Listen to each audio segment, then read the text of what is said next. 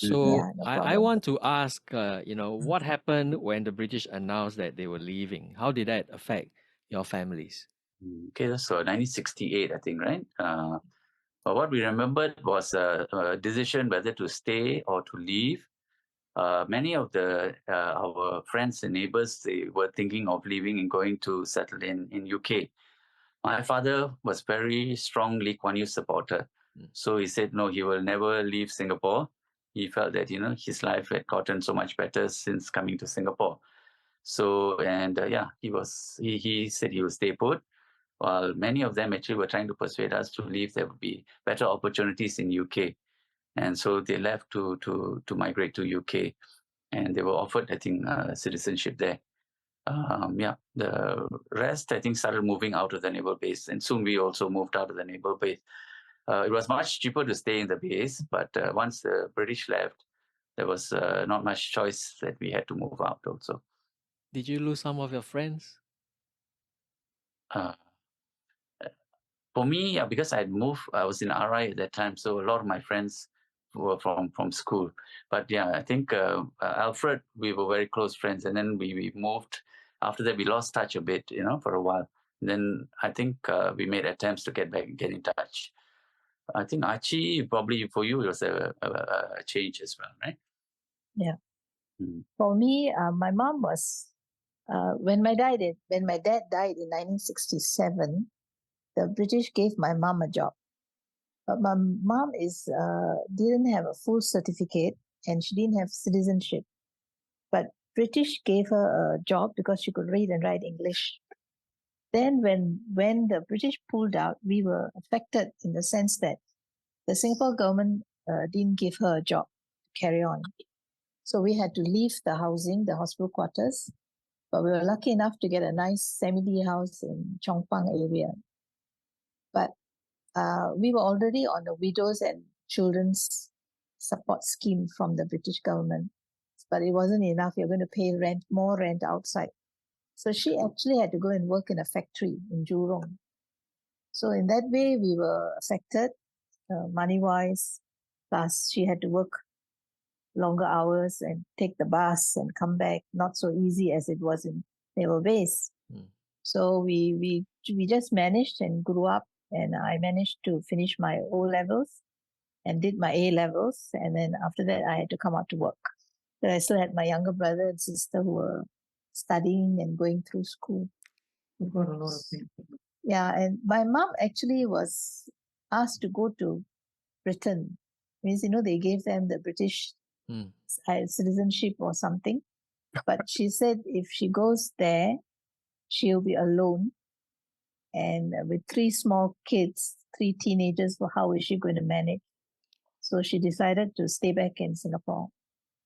Whereas my uncle, who had 4 sons, uncle and auntie with 4 sons, migrated to London and they lived there, and they are quite well-to-do or did well in a way. So in that way affected us. Why did the British go? And we had to change our lifestyle and we have to adapt, and everything was haywire. Yeah. Alfred? Yeah, Karsing, I would term it as one of the darkest days in Naval Base when the British decided to pull out. There was a lot of uncertainty in a lot of families, as both Viju and Archie mentioned. But what was good, Karsing, was that Sembawang Shipyard then transitioned into a commercial shipyard. So a lot of people found jobs actually in Sembawang Shipyard. For example, the police, there were about 500 personnel during the British time, and some of them joined Sembawang Shipyard. And during that time also, I think Singapore was embarking on its industrialization program. And there were a lot of shipyards springing up in Singapore. And I remember my dad went to work for American Marine in Jurong as a hospital assistant in their clinic. Many of the inspectors found jobs in hotels. They became security managers. in charge of operations in hotels. So there was quite a good transition, I would say. The saddest part, I think, of closing the base was missing our friends whom we bonded, from the time we were born. In my case, I managed to keep, as I mentioned earlier, in touch with a lot of the base boys, so to speak, because I played soccer till the age of 60, and then got into chat groups. So I still do keep in touch with people I grew up not only in the hospital quarters, but also in naval base. I think the bonds of childhood are something that is very difficult to be erased.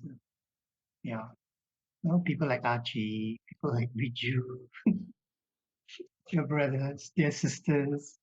A certain feeling when we meet each other, I must say, which is quite different when meeting other people. And the people who grew up in the base had a sense of obligation, I would say, to each other.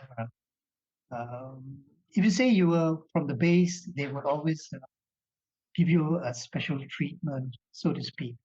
I think Dr. Mutya Singh, who was our first doctor that we produced from the naval base, cited an example where when he was a doctor in KK Hospital, a lady from the naval base came to his clinic insisting, that she wanted to see him. She had not made an appointment, and then there was a ruckus, and then doctor came out, and then she told doctor, I was from the naval base, I know you, and that was it. And she became doctor's patient, and doctor looked after her pretty well and treated her until she got cured. And for that matter, even the other professionals like successful lawyers like Haridas, you must have heard of Subhas. They too, if somebody from the naval base had a problem and went to see them, they would always entertain them. And those links, Kasing, they actually continue to this very day. So that was something I think very, very unique about living in naval base.